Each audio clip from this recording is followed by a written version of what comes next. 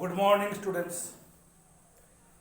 National means কাম merit বা NMMS 2024 সালের যে পরীক্ষা তার প্রিপারেশানের ফেজ 2 এপ্রিল থেকে জুন এই 3 মাসে আজকের তার 3 নম্বর ভিডিও আলোচনা হচ্ছে ফিজিক্যাল সায়েন্স থেকে আলো। তো স্টুডেন্টস, আমরা আলো এর আগে ক্লাস 7-এও পড়েছি, 6-এও পড়েছি, বিভিন্ন ক্লাসেই পড়েছি। তো ক্লাস 8-এ আমাদের এখানে আলো যে অংশটা নিয়ে আলোচনা শুরু হচ্ছে সেটা হলো প্রতিবিম্ব। প্রতিবিম্ব বিষয়টা কি তা বোঝার জন্য আমরা একটু বাস্তব দু একটা ঘটনার কথা বলি। আমরা দেখেছি, আমরা যখন চুল আঁচড়াই তখন আয়না ব্যবহার করি। আয়না, ভালো কথায় বললে সমতল দর্পণ। সেই সমতল দর্পণে কিন্তু আমরা আমাদের মুখটা দেখতে পাই, ওটাই হলো প্রতিবিম্ব। মনে রাখতে হবে, প্রতিবিম্ব কখনোই আসল বস্তুটাকে বোঝায় না। প্রতিবিম্ব কখনোই আসল জিনিসটা নয়। তাহলে কোনটা? আমরা কোনো বস্তুকে কিভাবে দেখতে পাই একটু ভাবো। আমরা আলোর সাহায্যে দেখি, কিন্তু কিভাবে? মনে করা যাক এখানে একটা বস্তু রয়েছে, আমরা এটাকে দেখছি কিভাবে? না, আলোর উৎস থেকে। যেমন সূর্য, ইলেকট্রিক বাল্ব, জ্বলন্ত মোমবাতি, এরা হচ্ছে আলোর উৎস।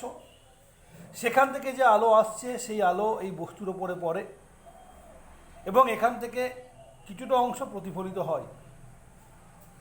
যে আলো প্রতিফলিত হলো সেই আলো যখন আমার চোখে এসে পড়ে তখন আমি ওই বস্তুটাকে দেখতে পাই। এটাই হলো মূল বিষয়। এখন এই যে ঘটনা আলোর প্রতিফলন, আলোর প্রতিফলন তাহলে কাকে বলে? না, আলো কোনো একটি তলের ওপর পড়ে আলোর কিছু অংশ ওই তল থেকে আবার প্রথম মাধ্যমে ফিরে আসে, এই ঘটনাকে বলে আলোর প্রতিফলন। এবং আলোর প্রতিফলনের কারণেই আমরা আমাদের চারপাশে বিভিন্ন বস্তুকে দেখতে পাই। তবে এই প্রতিফলন দু প্রকারের, মনে করার চেষ্টা করো কি কি। এক ছিল নিয়মিত, আর দুই ছিল বিক্ষিপ্ত। নিয়মিত আর বিক্ষিপ্ত প্রতিফলন কখন হয়? না, বলা হয়েছিল যখন কোনো তল মসৃণ তখন নিয়মিত প্রতিফলন হয়। কেন? না, মসৃণ তলে যখন আলো পড়ে তখন একই রকমের আলোক রশ্মিগুলো একই রকমভাবে প্রতিফলিত হয়ে একটা নির্দিষ্ট দিকে যায়, একেই আমরা বলছি নিয়মিত। আর বিক্ষিপ্ত প্রতিফলন অমসৃণ তলে হয়, এবড়ো খেবড়ো তলে হয়। তার কারণ সেখানে যখন আলো পড়ে তখন সেই আলোক রশ্মি একরকমভাবে পড়লেও তারা চারিদিকে ছড়িয়ে পড়ে। ফলে আমরা দেখি যে আলো চারিদিকে ছড়িয়ে পড়ছে, কোনো নির্দিষ্ট দিকে যাচ্ছে না। আমরা সেরকম প্রতিফলনকে বলি বিক্ষিপ্ত প্রতিফলন। তো এই বিক্ষিপ্ত প্রতিফলনের ক্ষেত্রেই আমরা কোনো বস্তুকে দেখতে পাই। অর্থাৎ আমরা যখন আমাদের চারপাশে যে বস্তুগুলোকে দেখি সেগুলো কিন্তু বিক্ষিপ্ত প্রতিফলনের কারণে। আর নিয়মিত প্রতিফলনে কি হয়? না, নিয়মিত প্রতিফলনে কোনো একটা নির্দিষ্ট দিকে এত বেশি পরিমাণ আলো আসে যে আমরা ওই বস্তুটাকে ভালো করে দেখতে না পেয়ে যেখান থেকে আলো আসছে সেই বস্তুটাকেই আমরা দেখতে পাই। কোথায়? যে জায়গায় আলো পড়ে প্রতিফলিত হয়েছে তার ঠিক পিছনে কোনো একটা জায়গাতে। অর্থাৎ নিয়মিত প্রতিফলনের ক্ষেত্রে যে আলো আমাদের চোখে এসে পড়ছে সেই আলোর উৎসকে আমরা প্রতিফলকের পেছনে দেখতে পাই। একেই বলা হয় প্রতিবিম্ব। অর্থাৎ আমরা আসল বস্তুটাকে দেখতে পাচ্ছি না, এক্ষেত্রে কোথা থেকে আলো আসছে সেই বস্তুটাকে আমরা প্রতিফলকের পেছনে দেখতে পাচ্ছি, এইটাকেই বলছি আমরা প্রতিবিম্ব। তবে শুধুমাত্র প্রতিফলন নয়, প্রতিসরণেও আমরা প্রতিবিম্ব দেখতে পাই। প্রতিসরণে কি হয়? না, প্রতিসরণে আলোকরশ্মি যে পথে যাওয়ার কথা দ্বিতীয় মাধ্যমে প্রবেশ করার পরে আলোকরশ্মি সেই পথে না গিয়ে সেই পথটা ছেড়ে অন্য কোনো পথে চলে। ফলে যদি একটা বস্তু থেকে আলো আসে আর এইভাবে একাধিক আলোকরশ্মি আমি আঁকি, যারা কিনা যে পথে চলার কথা সেই পথটাকে ছেড়ে দিয়ে অন্য কোনো পথে চলছে, আর এই আলোকরশ্মিগুলো যদি আমার চোখে প্রতিফলনের পরে এসে পৌঁছায়, তাহলে আমরা এই আলোকরশ্মিগুলোকে দেখো বাড়িয়ে দিলে পিছন দিকে একটা বিন্দুতে মিলবে। যে বিন্দুতে মিলল আমরা মনে করব যে আলোকরশ্মি সেই বিন্দু থেকে আসছে। অর্থাৎ এস যদি হয় আলোক উৎস, তখন এসকে আমরা দেখতে না পেয়ে এস ড্যাশ অবস্থানে এস আছে বলে মনে করব, বা ইনফ্যাক্ট পুরোপুরি আমাদের মনেই হবে এটা রিয়েল যে এস নেই, এস ড্যাশই আছে। তখন এস ড্যাশ হলো এসের প্রতিবিম্ব। তাহলে প্রতিবিম্ব কাকে বলে? না, বলছে আলো প্রতিফলন বা প্রতিসরণের পর অন্য কোনো বিন্দুতে প্রতিফলিত বা প্রতিষ্ঠিত রশ্মিটি মিলিত হলে, অথবা অন্য কোনো বিন্দু থেকে আসছে বলে মনে হলে, অপসৃত হচ্ছে বলে মনে হলে, তখন এই দ্বিতীয় বিন্দুটিকে প্রথম বিন্দুর প্রতিবিম্ব বলে। আমি এখানে একটা দর্পণ আঁকি, এটা একটা গোলক থেকে কাটা, অর্থাৎ আমরা যে আয়নাগুলো ব্যবহার করি সেগুলো সমতল কাঁচফলকের থেকে তৈরি। এটা সমতল কাঁচফলক নয়, একটা কাঁচের গোলক থেকে কেটে একটা দিকে প্রলেপ দিয়ে আয়না বানিয়েছি, এবং যে তলে আলো পড়বে সেই তলটা দেখতে কেমন, চারপাশটা উঁচু, মাঝখানটা নিচু, এরকম দর্পণকে আমরা বলি অবতল দর্পণ।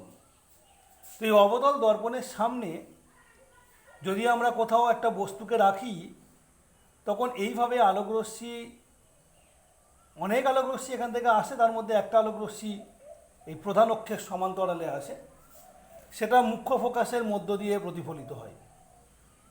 আর যে আলোকরশ্মিটা বক্রতা কেন্দ্রের মধ্য দিয়ে যায়, সেটা যে পথে পড়ে সেই পথেই প্রতিফলিত হয়। ফলে দেখো এই যে বিন্দুটা, এই বিন্দুতে প্রতিফলিত রশ্মিগুলো মিলিত হয়েছে, ফলে এই পি বিন্দুর প্রতিবিম্ব হবে এইখানে পি ড্যাশ বিন্দুতে। ঠিক তেমনি করে আরও অন্যান্য বিন্দুর জন্য যদি আমরা আঁকতাম, পরপর প্রতিবিম্বগুলো পেতাম, এবং এখানে পুরো বস্তুটাকে এইভাবে দেখতে পেতাম, উল্টানো আকারে ছোট, এবং এখানে দেখতে পেতাম এভাবে। তাহলে দেখো এক্ষেত্রে এই যে পি ড্যাশ বিন্দু বা এই যে তীরটা আঁকলাম, এটা তাহলে মূল বস্তুটার প্রতিবিম্ব। এই রকম প্রতিবিম্বকে আমরা বলি সদ্বিম্ব। কোন ধরনের প্রতিবিম্বকে সদ্বিম্ব বলি? না, যখন আলোকরশ্মি প্রতিফলন বা প্রতিসরণের পর দ্বিতীয় কোনো বিন্দুতে মিলিত হয়, তখন দ্বিতীয় বিন্দুটিকে আলোক উৎসের সদ্বিম্ব বলে। আর যদি আমরা সমতল দর্পণে দেখতাম, মনে করে এখানে একটা বস্তু আছে পি, পি থেকে একটা আলোকরশ্মি লম্বভাবে পড়লো, লম্বভাবেই প্রতিফলিত হলো। আর একটা আলোকরশ্মি ধরো তির্যকভাবে পড়লো, এখান থেকে তির্যকভাবে প্রতিফলিত হলো।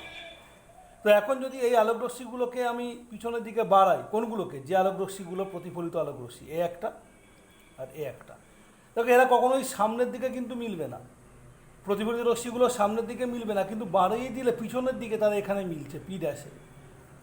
তাহলে এখানে পি ড্যাশকেও আমরা পি এর প্রতিবিম্ব বলবো। এইরকম প্রতিবিম্বকে আমরা বলবো অসদ্বিম্ব। অর্থাৎ যখন আলোকরশ্মি প্রতিফলন বা প্রতিসরণের পর দ্বিতীয় কোনো বিন্দু থেকে অপসৃত হচ্ছে বলে মনে হয়, তখন দ্বিতীয় বিন্দুটিকে প্রথম বিন্দুর অসদ্বিম্ব বলে। তাহলে এই হলো প্রতিবিম্ব। ওকে, এখানে প্রতিবিম্ব আঁকতে গিয়ে একটা জিনিস আমরা বুঝেছি বা ব্যবহার করেছি, সেটা হলো আলোর প্রতিফলনের সূত্র। সেই সূত্রগুলো আরও একবার মনে করিয়ে দিই। সূত্রগুলো কি বলে? না, সূত্রগুলো বলে যে আপতিত রশ্মি, প্রতিফলিত রশ্মি এবং আপতন বিন্দুতে অঙ্কিত অভিলম্ব একই সমতলে থাকে। কোনটা আপতিত রশ্মি? মনে করো যে রশ্মিটা এসে পড়েছে সেটা আপতিত রশ্মি। কোনটা প্রতিফলিত রশ্মি? যে বিন্দুটা এখান থেকে, যে রশ্মিটা এখান থেকে বেরিয়েছে সেটা প্রতিফলিত রশ্মি। যে বিন্দুতে আলো পড়লো সেটা হলো আপতন বিন্দু। আমি যদি সেখানে একটা লম্ব টেনে দিই, তাহলে দেখতে পাবো এই লম্বটাও আপতিত এবং প্রতিফলিত রশ্মির সঙ্গে একই সমতলে থাকবে। আমার এই ছবির ক্ষেত্রে তারা হলো বোর্ডের সমতল। এবং দ্বিতীয় সূত্রে বলছে আপতন কোণ এবং প্রতিফলন কোণের মান সমান। আপতন কোণ কোনটা? না, আপতিত রশ্মি এবং অভিলম্বের মধ্যবর্তী কোণ হলো আপতন কোণ। আর প্রতিফলন কোণ কোনটা? প্রতিফলিত রশ্মি এবং অবিলম্বের মধ্যবর্তী কোণ হলো প্রতিফলন কোণ। এরা পরস্পর সমান। অর্থাৎ যদি আপতন কোণ 40 ডিগ্রি হয় তাহলে প্রতিফলন কোণ হবে 40 ডিগ্রি। কি হবে যদি আলোকরশ্মি অভিলম্ব বরাবর পড়ে, অর্থাৎ লম্বভাবে যদি এসে পড়তো? তখন আপতিত রশ্মিটাই অভিলম্ব ফলে অভিলম্বের সঙ্গে আপতিত রশ্মির আর কোনো কোণ নেই। মধ্যবর্তী কোণ তাহলে কত হয়েছে? 0 ডিগ্রি। অর্থাৎ এক্ষেত্রে আপতন কোণের মান 0 ডিগ্রি। অনেকে আমরা একটা ভুল করি যে লম্ব আপতন মানে আপতন কোণ 90 ডিগ্রি। তা নয়, লম্ব আপতন মানে হচ্ছে আলোকরশ্মি দর্পণের ওপর লম্বভাবে পড়েছে, ফলে লম্বের সঙ্গে আপতিত রশ্মির মধ্যবর্তী কোণ 0 ডিগ্রি। ওই কোণটাই হলো আপতন কোণ। তাহলে প্রতিফলন কোণের মান কত হবে? সূত্র বলছে সেটাও হবে 0 ডিগ্রি। কিন্তু প্রতিফলন মানে কি? এখানে ধাক্কা খেয়ে বেরিয়ে যাওয়া, ফলে সেখানে তীর চিহ্ন কোন দিকে হবে? উপরের দিকে, অর্থাৎ দর্পণ থেকে দূরের দিকে। তাহলে এখন যদি প্রশ্ন করা হয় আলোকরশ্মি কত ডিগ্রি কোণে বেঁকে গেল, আমরা কি উত্তর করব? না, আলোকরশ্মি এখানে কত ডিগ্রি কোণে বেঁকে গেল আমরা দেখতে পাচ্ছি যেদিকে আসছিল তার উল্টো দিকে যাচ্ছে, তার মানে 180 ডিগ্রি কোণে বেঁকে গেল। ঠিক আছে, তাহলে আলোকরশ্মি কোনো দর্পণে লম্বভাবে আপতিত হলে বিচ্যুতি কত হয়? 180 ডিগ্রি। আচ্ছা, এছাড়া অন্যগুলো ছবি যেগুলো ছিল, এই ছবিটা, এর ক্ষেত্রে বিচ্যুতি কত? আমি ধরে নিই আপতন কোণের মান 40 ডিগ্রি, তারপরে বুঝিয়ে দিই যে কী করে বিচ্যুতি বার করব। দেখো, আপতন কোণ 40 ডিগ্রি হলে প্রতিফলন কোণের মানও 40 ডিগ্রি। এখন এই যে প্রতিফলন হয়েছে, এর ফলে আলোকরশ্মি কত কোণে বেঁকে গেছে কি করে মাপব? না, যদি এই দর্পণটা না থাকতো আলোকরশ্মি সোজাসুজি চলে যেত, কোনো দিকে বাঁকার কোনো প্রশ্নই ছিল না। দর্পণটা আছে বলেই আলোকরশ্মি বেঁকে যাচ্ছে। তাহলে বেঁকে যাওয়ার পরিমাণ হলো এই কোণটা, অর্থাৎ আলোকরশ্মির যে মূল অভিমুখ তার সঙ্গে প্রতিফলিত রশ্মির যে মধ্যবর্তী কোণ, সেটাই হলো তাহলে বেঁকে যাওয়ার কোণের পরিমাণ বা বিচ্যুতি। তো ছবিতে দেখতে পাচ্ছি পুরো টোটাল কোণটা কত? 180। তাহলে এই 180 থেকে দুটো 40 বাদ দেব। সেজন্য ফর্মুলা কত? ফর্মুলা হচ্ছে 180 ডিগ্রি মাইনাস 2i। তাহলে কত হবে? 100 ডিগ্রি। তাহলে প্রতিফলনে আলোকরশ্মির বিচ্যুতি এর ফর্মুলাটা কি? 180 ডিগ্রি মাইনাস 2i করলে আমরা যেটা পাবো সেটা হলো বিচ্যুতি। তাহলে আমরা এখনো পর্যন্ত যেটা শিখলাম সেটা হলো প্রতিফলনের সূত্র, প্রতিফলনে আলোকরশ্মি কত ডিগ্রি কোণে বেঁকে যায়, প্রতিবিম্ব দুই প্রকার, সদ্বিম্ব অসদ্বিম্ব। সদ্বিম্বের ক্ষেত্রে আলোকরশ্মি প্রতিফলন বা প্রতিফলনের পর সত্যি সত্যি কোনো বিন্দুতে মিলিত হয়। অসদ্বিম্বের ক্ষেত্রে প্রতিফলন বা প্রতিফলনের পর আলোকরশ্মি সত্যি সত্যি মিলিত হয় না, অন্য কোনো বিন্দু থেকে আসছে বলে মনে হয়। এই জিনিসগুলো আমরা এখনো পর্যন্ত শিখতে পেরেছি। এবার আমরা যেটা করব সেটা হলো সমতল দর্পণে যে অসদ্বিম্ব তৈরি হয় আমরা তার বৈশিষ্ট্যগুলো পড়ব। আমরা সবাই সমতল দর্পণ দেখেছি। সমতল দর্পণ মানে আমাদের ঘরে যে মুখ দেখার আয়না, ওটাই সমতল দর্পণ। তো সেখানে আমরা যে প্রতিবিম্বগুলো দেখি, আমরা এবার তার বৈশিষ্ট্যগুলো নিয়ে আলোচনা করব। সমতল দর্পণের প্রতিবিম্বের বৈশিষ্ট্যগুলো সত্যি সত্যি তোমাদের আলাদা করে মুখস্থ করার কিছু নেই, কারণ তোমরা রোজ দেখছো। তুমি দেখো, যখন আমরা আমাদের মুখ দেখি আয়নাতে, তখন আমরা সব সময়ের জন্য দেখি যে মুখটা যেমন তেমনই দেখাচ্ছে, অর্থাৎ সোজা। উল্টো কি আমরা দেখি? একটু আগে যে ছবি এঁকেছিলাম অবতল দর্পণের ক্ষেত্রে আমরা দেখেছিলাম তীর চিহ্নটা উল্টো দিকে এঁকেছিলাম, কারণ উল্টে গিয়েছিল। কিন্তু সমতল দর্পণে কখনোই উল্টে যায় না। অর্থাৎ সমতল দর্পণে আমরা যে প্রতিবিম্ব দেখি সেটা সমশীর্ষ, অর্থাৎ মাথার দিকে, পা পায়ের দিকে। দ্বিতীয় যে বৈশিষ্ট্য সমতল দর্পণে খেয়াল করি আমরা, নিজেরা যখন ছোটোবেলায় চুল আঁচড়াতে গেছি প্রবলেমটা ফেস করেছি, ডান দিকটা বাঁ দিক আর বাঁ দিকটা ডান দিক বলে মনে হয়। সমতল দর্পণে যখন আমরা আমাদের মুখের প্রতিবিম্ব দেখি তখন বাঁ দিকটাকে ডান দিক আর ডান দিকটাকে বাঁ দিক বলেই মনে হয়। এটাকে বলছে পার্শ্বীয় পরিবর্তন বা ল্যাটারাল ইনভার্সান, পাশাপাশি উল্টে যাওয়া। ব্যাপারটা কেমন উল্টে যাওয়া বলতে? না দেখো, সমতল দর্পণে যখন প্রতিবিম্ব তৈরি হবে, তোমার যে ডান হাত, তোমার যে ডান দিক, সেই ডান দিকের প্রতিবিম্ব সমতল দর্পণের ডান দিকেই তৈরি হবে। অর্থাৎ তুমি যখন ডান হাত তুলবে তখন ওই তোমার ডান দিকে যে হাতটা রয়েছে প্রতিবিম্বের সেটাই উঠবে, এবং তোমার যে বাঁ দিক তার প্রতিবিম্ব দর্পণের বাঁ দিকেই তৈরি হবে। কিন্তু দেখা যাচ্ছে যে প্রতিবিম্বটা তোমার দিকেই মুখ করে আছে, অর্থাৎ তোমরা মুখোমুখি দাঁড়িয়ে আছো। তো মুখোমুখি দাঁড়িয়ে থাকলে কি হয়? মুখোমুখি দাঁড়িয়ে থাকলে একজনের ডান দিক অপরজনের বাম দিক বলেই বোধ হবে। যদি প্রবলেম হয় তো তোমরা বাড়ির কাউকে তোমার সামনে মুখোমুখি দাঁড় করিয়ে দেখো, তোমার ডান দিক ইকুয়াল টু তার বাম দিক। এই কারণে আমাদের মনে হয় যেন প্রতিবিম্বটা পাশাপাশি উল্টে গেছে, পাশাপাশি উল্টে গেছে। এই ঘটনাকে আমরা কি বলি? আমরা একে বলি পার্শ্বীয় পরিবর্তন, ইংরেজিতে ল্যাটারাল ইনভার্সান। তার মানে দ্বিতীয় বৈশিষ্ট্য হলো সমতল দর্পণে প্রতিবিম্বের পার্শ্বীয় পরিবর্তন হয়। এমন কোনো বস্তু নেই যার পার্শ্বীয় পরিবর্তন হয় না। প্রত্যেকটা বস্তুরই সমতল দর্পণের প্রতিবিম্বে পার্শ্বীয় পরিবর্তন হয়।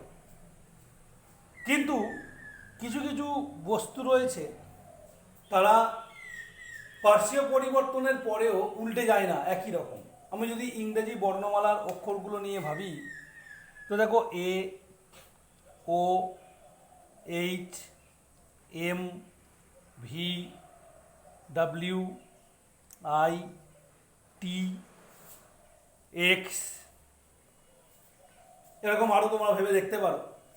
এই বর্ণমালার অক্ষরগুলো বা এই যে লেটারগুলো সেগুলো খেয়াল করে দেখো, ক্যাপিটাল লেটারে লিখলে তখন তার ডান দিক এবং বাম দিক একই রকম দেখতে।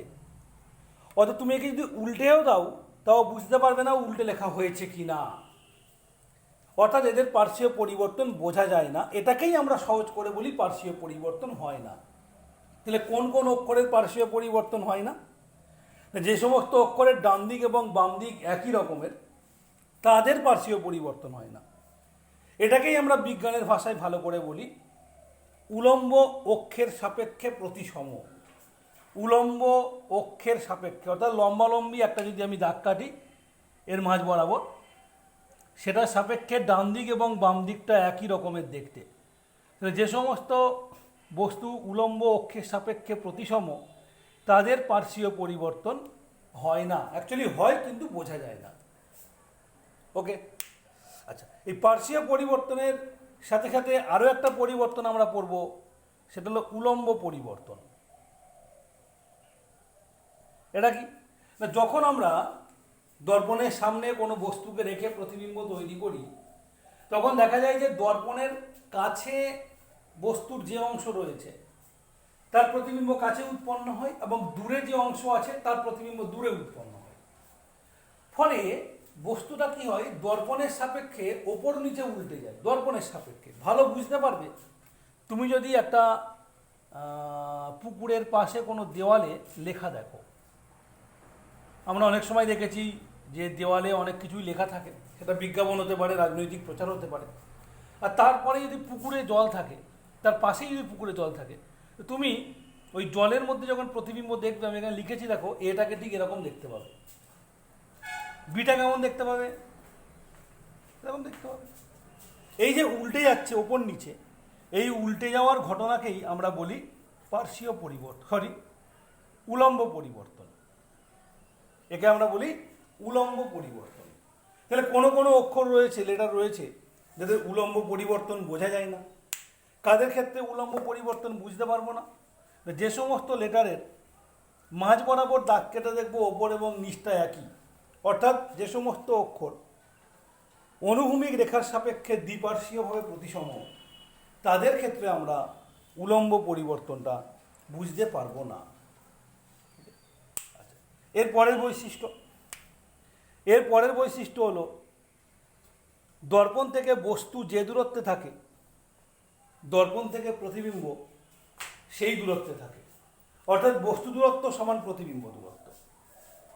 এটাকে খুব ভালো বুঝতে পারবে যখন তুমি একটা আয়নার সামনে একটা স্কেল এবং একটা পেন নেবে। তোমাদের বইতে একটা ছবিও করা আছে, এখানে তোমাদের সুবিধার জন্য আমি দেখাচ্ছি। আয়নার সামনে একটা স্কেল রেখে পেনের নিবটাকে তুমি দেখবে স্কেলের যত নম্বর দাগে ঠেকাবে, 4 নম্বর দাগে মানে 4 সেন্টিমিটার দূরে ঠেকালে তুমি দেখবে আয়নার ভেতরেও পেনের নিবটা 4 সেন্টিমিটার দূরেই ঠেকছে। এটা প্রমাণ করবে যে আয়নার সামনে বা দর্পণের সামনে বস্তু দূরত্ব যা, দর্পণের পিছনে প্রতিবিম্ব দূরত্ব তাই। সোজা ভাষায় ইউ ইকুয়াল টু ভি বা বস্তু দূরত্ব ইকুয়াল টু প্রতিবিম্ব দূরত্ব। এই জায়গা থেকে আবার তোমাকে একটু অঙ্ক করতে হতে পারে এবং একটু বুদ্ধি প্রয়োগ করে অঙ্কগুলো করতে হতে পারে।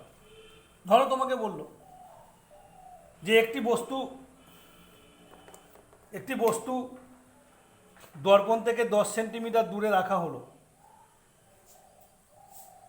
বস্তু আর প্রতিবিম্বের মধ্যবর্তী দূরত্ব কত? তো বস্তুটাকে যখন আমি দর্পণ থেকে 10 সেন্টিমিটার দূরে রেখেছি, তাহলে প্রতিবিম্বটাও দর্পণ থেকে 10 সেন্টিমিটার দূরেই তৈরি হবে। তাহলে বস্তু থেকে প্রতিবিম্বের দূরত্ব কত হলো? দুটো যোগ করে দাও, 20 সেন্টিমিটার। ওকে, তাহলে বস্তু যখন দর্পণ থেকে 10 সেমি দূরে রাখবো, তখন বস্তু থেকে প্রতিবিম্বের দূরত্ব কত? 20 সেন্টিমিটার। এখন তোমাকে বললো যে ওই বস্তুটি যদি দর্পণ থেকে আরো 3 সেন্টিমিটার দূরে সরে যায়, তাহলে প্রতিবিম্ব দূরত্ব কত বাড়বে? তো দেখো, আগে ছিল দূরত্ব 10 সেন্টিমিটার, তাই বস্তু আর প্রতিবিম্বের মধ্যবর্তী ব্যবধান ছিল 20 সেন্টিমিটার। এখন বস্তু দূরত্ব কত? 13 সেমি। তাহলে প্রতিবিম্ব দূরত্ব কত? না সেটাও 13 সেমি। তাহলে প্রতিবিম্ব এবং বস্তুর মধ্যবর্তী দূরত্ব কত? 26 সেন্টিমিটার। তাহলে আগে বস্তু থেকে প্রতিবিম্ব দূরত্ব ছিল 20 সেন্টিমিটার দূরে, এখন হলো 26 সেন্টিমিটার। তার মানে প্রতিবিম্বটা আগের অবস্থান থেকে আমি বলতে পারি আমার সাপেক্ষে 6 সেন্টিমিটার সরে গিয়েছে। ঠিক আছে, আমার সাপেক্ষে। অ্যাকচুয়ালি সেটা সরেছে 3 সেন্টিমিটার, কিন্তু আমার সাপেক্ষে যখন ভাববো, আমার থেকে অর্থাৎ বস্তুর থেকে প্রতিবিম্বের দূরত্ব 6 সেন্টিমিটার বাড়বে। ওকে, তো এইটা হলো সর্বশেষ। তাহলে এইভাবে তোমাকে ভাবনা চিন্তা করতে হবে। ভি ইকুয়াল টু ইউ বা ইউ ইকুয়াল টু ভি, এটা দিয়েও কিন্তু তোমাকে প্রশ্ন করতে পারে। ঠিক আছে, আচ্ছা। এরপর আমরা যদি দুটো দর্পণ পাই এবং দুটো দর্পণকে পরস্পরের সঙ্গে কোণ করে রাখি, দুটো দর্পণের প্রতিফলক তল মুখোমুখি আছে, সামনাসামনি আছে এবং ওদের মাঝে একটা কোণ আছে। তো তুমি যখন এখানে একটা বস্তুকে রাখবে ভেতরে, তখন ওই বস্তুর একটা নয় অনেকগুলো প্রতিবিম্ব তৈরি হবে। কিভাবে? না, প্রথম কথা হলো আমি দর্পণগুলোর একটাকে 1 নম্বর, একটাকে 2 নম্বর বলে, বা একটাকে এ একটাকে বি বলে চিহ্নিত করছি। তো প্রথমেই দেখো, এ দর্পণের সামনে এই পি বস্তুটা আছে বলে এ দর্পণের পিছনে একদম একই দূরত্বে প্রথম প্রতিবিম্ব তৈরি হবে। আমরা এটাকে বলছি এ দর্পণের প্রথম প্রতিবিম্ব। ঠিক তেমনি করে বি দর্পণের সামনেও বস্তুটা আছে বলে বি দর্পণ থেকে ঠিক যে দূরত্বে বস্তু আছে সেই একই দূরত্বে একটা প্রতিবিম্ব পাবো। এটা হলো বি দর্পণে প্রথম প্রতিবিম্ব। এখন দেখো ভালোভাবে ছবির দিকে তাকিয়ে, আমি কি বলতে পারি এই A1 প্রতিবিম্বটা বি দর্পণের সামনে আছে, ঠিক তেমনি করে B1 প্রতিবিম্বটা এ দর্পণের সামনে আছে? ব্যাপারটাকে ভালো করে বোঝার জন্য আমি দর্পণ দুটোকে পিছনের দিকে বাড়িয়ে নিই এবং দর্পণ দুটোর পিছন দিক কোনটা সেটা ভালোভাবে মার্ক করি। এই যে অঞ্চলটা আমি যেটা পেন দিয়ে দেখাচ্ছি, দেখো এই অঞ্চলটা হচ্ছে সেই অঞ্চল যেটা কিনা দুটো দর্পণেরই পিছনের দিক ফলে এখানে কোনো বস্তু রাখলে প্রতিবিম্ব পাওয়ার কোনো চান্স নেই। তো এখন দেখো A1 প্রতিবিম্বটা বি দর্পণের সামনে আছে বলে তাহলে তার একটা প্রতিবিম্ব তৈরি হবে বি দর্পণের পিছনে, এটা বি দর্পণের দ্বিতীয় প্রতিবিম্ব। ঠিক তেমনি করে B1 এ দর্পণের সামনে আছে বলে এ দর্পণের পিছনে B1-এর একটা প্রতিবিম্ব তৈরি হবে, যাকে আমি এ দর্পণের দ্বিতীয় প্রতিবিম্ব বলছি। এইভাবে প্রতিবিম্ব চলতেই থাকবে যতক্ষণ না পর্যন্ত সর্বশেষ এই দর্পণগুলোর প্রতিবিম্বের প্রতিবিম্ব আলটিমেটলি একটার সঙ্গে আর একটা মিশে যায় এবং কোথায় গিয়ে পড়ে না দুটো দর্পণের পেছনেই গিয়ে পড়ে, তখন আর কোনো প্রতিবিম্ব তৈরি হয় না। তো আমরা যদি একটা বৃত্ত আঁকি, এই যে বিন্দুটা যেখানে দর্পণ দুটোর প্রতিফলক তল এসে মিশেছে সেই বিন্দুকে কেন্দ্র করে, তাহলে দেখব যে এই প্রত্যেকটা প্রতিবিম্ব একটা বৃত্তের উপরে আছে।